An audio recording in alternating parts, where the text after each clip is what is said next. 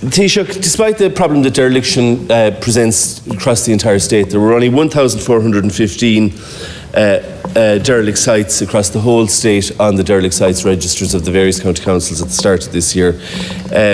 No property was CPO'd last year, in 17 counties last year, and no levies were levied by 14 county councils last year. Now, Minister O'Brien has introduced a grant scheme to do up derelict houses. That's very welcome. But you can't buy a house unless it's for sale. Taoiseach, do you think that there are only 1,415 derelict sites in this state? And if not, what will your government do to bring about the greater use of the derelict sites levy so that people and the derelict sites framework so that these houses will be put on the market, done up, and families moving back into them as we need across rural and urban Ireland?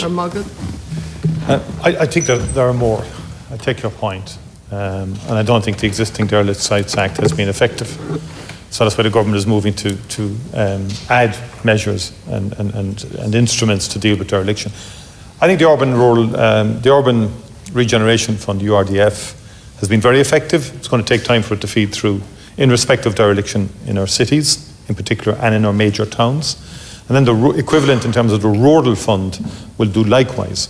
And a combination of those with the Creek Conaha Fund, I think will do far more than any Derelict Sites Act has done in terms of dereliction in our towns and villages. The town's first policy, which has been published, is a further policy instrument to enable us to reduce and try and eliminate dereliction across the country. Fundamentally, in my view, given the enormous housing need we have to use every mechanism we have to get empty buildings into use.